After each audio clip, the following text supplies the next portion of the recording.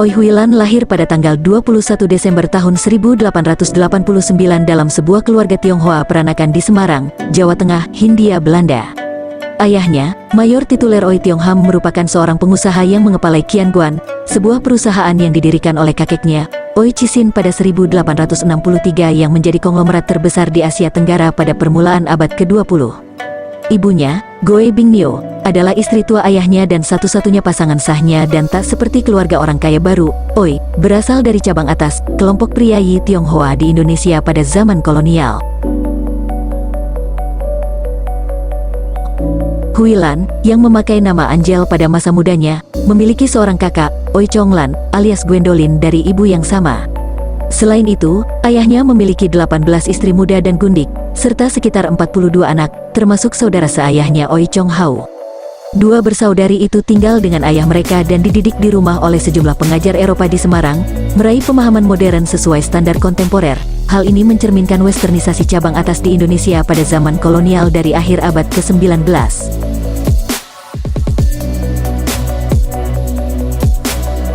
Selain bahasa Melayu, Huilan dapat berbicara dalam bahasa Inggris dan Prancis, dan sedikit Hokkien, Mandarin dan Belanda. Pada 1905, Huilan dan saudarinya menjadi bagian dari pertunjukan di Singapura, di mana mereka belajar musik, yang disorot dalam surat kabar lokal. Di saat-saat inilah, Huilan menciptakan sebuah lagu berjudul Ayo Mama yang menceritakan tentang kehidupan percintaan remaja di Semarang.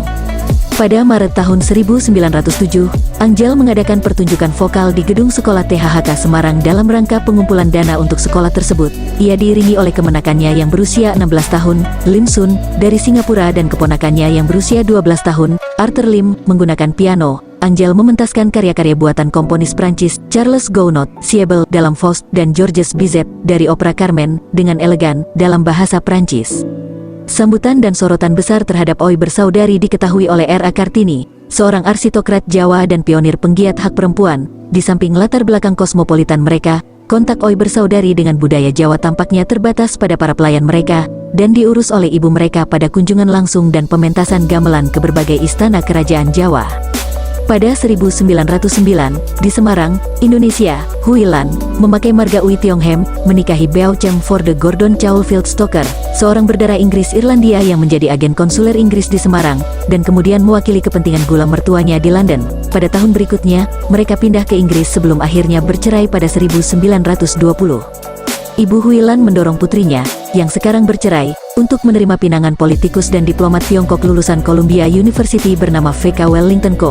Ko sendiri adalah seorang duda dan memiliki dua anak dari mantan istrinya. Keluarga mereka berada di Paris di sebuah pesta makan malam pada Agustus tahun 1920. Mereka mengumumkan pertunangan pada tanggal 10 Oktober pada sebuah acara peringatan Republik Tiongkok, dan menikah di legasi Tiongkok di Brussels, Belgia pada tanggal 9 November tahun 1920.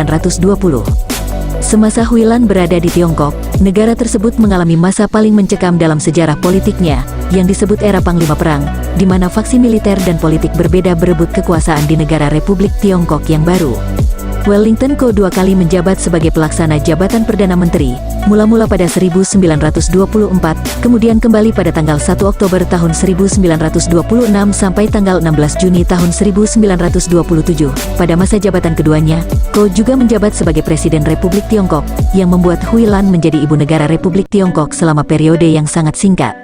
Sepanjang waktu, Madam Wellington Ko yang kemudian mengikuti suaminya menjadi diplomat, menjadi tokoh masyarakat yang disanjung di Paris dan London. Warisan besar dari ayah Huilan membuat pasangan tersebut dapat menghibur diri dalam berbagai acara orang-orang kaya di Perancis. Ia menulis dua autobiografi dalam kolaborasi, mula-mula pada 1943 dengan kolumnis masyarakat untuk The Washington Post Mary Van Rensselaer-Thayer, kemudian pada 1975 dengan wartawan Isabella Tafes. Pada 1980-an, ia terlibat dalam serangkaian usaha gagal di negara asalnya Indonesia, yang meliputi perkapalan, tembakau dan sepeda. Ia wafat pada 1992. Ia meninggalkan mantan suaminya dan dua putranya. Salah satu foto Madam Ko yang berada di sebuah hotel di kota Malang menjadi saksi kejayaan Huang Huilan, perempuan Semarang yang mengukir sejarah dengan menjadi ibu negara Tiongkok dan sosialita kelas dunia.